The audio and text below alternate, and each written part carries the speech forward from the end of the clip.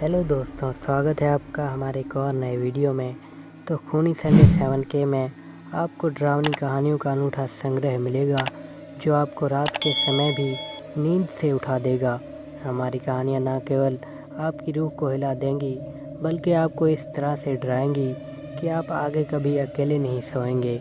हमारे चैनल पर हर बार नई डरावनी कहानियाँ जोड़ी जाती हैं जो आपको नए डरावने अनुभवों से रूबरू कराती हैं। तो अगर आप डरावनी कहानियों के शौकीन हैं तो हमारे इस वीडियो की डरावनी दुनिया में खो जाइए। रात के लगभग 10 बज रहे होंगे। अंधेरी रात और सुनसान मिट्टी की कच्ची सड़क में राहुल अपनी साइकिल से अपने मामा के घर से होकर अपने घर को वापस जा रहा था। सर्दी का मौसम था, इसलिए राहुल अपनी साइकिल धीरे धीरे ही चला रहा था क्योंकि उस समय जो ठंडी हवा चल रही थी वो राहुल के चलते खून को जमा रही थी। रात का अंधेरा और खेतों के बीच से जाती हुई वो सुनसान सड़क कहीं न कहीं राहुल को थोड़ा डराने का काम कर रही थी। वैसे राहुल कभी डरता तो नहीं था, पर इस तरह का जो माहौल था वो किसी भी इंसान को थोड़ा तो डरा ही देता।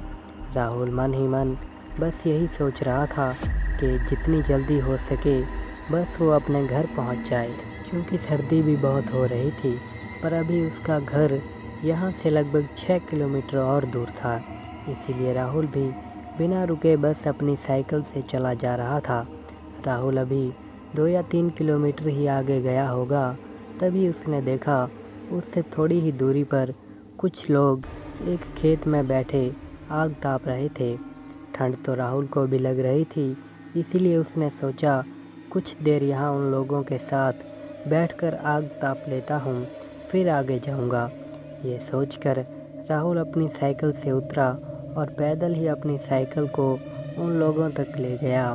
और जैसे राहुल ने वहाँ अपनी साइकिल खड़ी की तो उनमें से एक आदमी पीछे मुड़ा और राहुल से बोला, आओ भैया, बैठो बैठो, बहुत ठंड है, थोड़ा आग ताप लो। उस आदमी की बात सुनकर राहुल ने कहा, हाँ भैया, ठंड तो बहुत है। इतना बोलकर राहुल उन लोगों के बीच में बैठकर आग तापने लगा और इधर उधर की बातें चल रही थी। तभी राहुल ने कुछ ऐसा देख लिया था जिसे देखकर राहुल के डर के मारे हाथ पैर कांपने लगे और उसकी रगों में चलता खून मानो जम सा गया हो, क्योंकि उसने देखा कि वो जिन लोगों के साथ बैठा था उन सब के पैर उल्टे थे। पर उन सब को देखकर ऐसा कुछ भी नहीं लग रहा था कि वो इंसान नहीं हो, और वो सब उसके साथ बिल्कुल सही से बात कर रहे थे। पर अब राहुल बहुत डर चुका था, इसीलिए वो बस यहाँ से अब जल्दी से भाग जाना चाह रहा था। वो एकदम से भी उठकर नहीं भाग सकता था, क्योंकि शायद उन्हें ऐसा लग रहा था कि राहुल भी उनमें से एक है। तभी राहुल के साथ जो हुआ उसे देखकर उसके होश ही उड़ गए, क्योंकि तभी उनमें से एक आदमी ने अपनी जेब से कुछ निकाला और कहा, चलो भाई, थोड़ा तम्बाकू वम्बाकू खा लेते हैं। इतना बोलकर वो आदमी सबके हाथों में कुछ देने लगा, और जब उनमें से वो चीज़ राहुल के हाथों में दी तो इस बार राहुल की आंखें फटी की फटी रह गई, क्योंकि उसने देखा वो कोई तम्बाकू नहीं बल्कि इंसानों की आंखें थी, और वो सब उन आँखों को तम्बाकू की तरह खा रहे थे। राहुल ने तो उस समय उनसे वो आंखें ले ली, और जैसे वो लोग उन आँखों को खा रहे थे वैसे ही राहुल ने भी उन आँखों को खाने का नाटक करने लगा और उन आँखों को उन लोगों से छिपाकर फेंक देता है। पर राहुल मन ही मन बस यही सोच रहा था कि कहाँ फंस गया मैं, अब कैसे जाऊँ यहाँ से। यही सब सोच रहा था वो, और उन लोगों से बातें भी करे जा रहा था। तभी एक बार फिर उन लोगों में से एक आदमी ने अपने कपड़े में से कुछ निकाला जो उसने अपने कपड़े में बांध कर रखा हुआ था। इस बार भी उसने वो चीज़ निकाली और कहा, चलो भाइयों, थोड़े चने खा लो। इतना बोलकर वो आदमी फिर सबको बारी बारी वो चीज़ देने लगा जिसे वो चना बोल रहा था। और जब राहुल की बारी आई तो राहुल ने देखा वो चीज़ कोई चना नहीं बल्कि इंसानों की उंगलियां थी जो छोटे छोटे हिस्सों में काटी हुई थी। राहुल ने इस बार भी उस आदमी से वो कटी हुई उंगलियां ले ली। फिर उनको खाने का नाटक करने लगा, पर वो यहाँ से भाग जाने के बारे में भी बार बार सोच रहा था। और वो ये भी सोच रहा था कि कहीं उन लोगों को पता चल गया कि वो उनमें से नहीं बल्कि एक इंसान है, तो ये लोग मेरे साथ क्या करेंगे। यही सब सोचते हुए राहुल वहाँ बैठे बैठे डरे जा रहा था। पर उसने सोच लिया था कि अब चाहे मर ही क्यों ना जाऊं, पर अब यहाँ और नहीं बैठूंगा।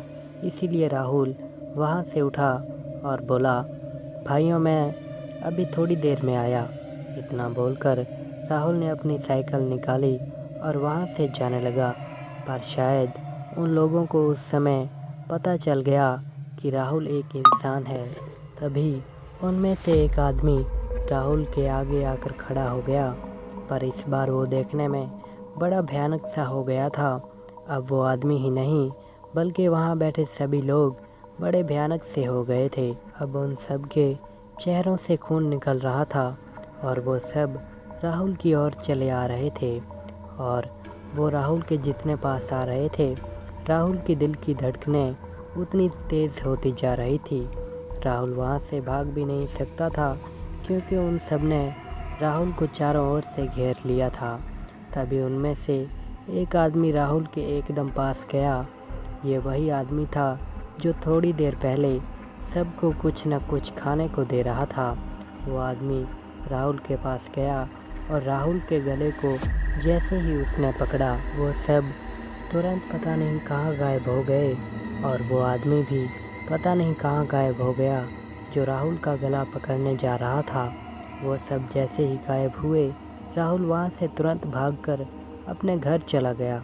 और जब उसने अगले दिन सारी बात अपने घर वालों को बताया, तो उसके पिता ने उसको बताया कि तुम्हें वहाँ बैठे बैठे ही सुबह के 4 बज गए थे और सुबह के 4 बजे के बाद भूतों का समय ख़त्म हो जाता है, इसीलिए तुम उस दिन बच पाए थे।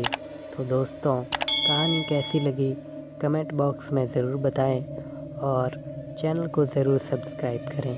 धन्यवाद।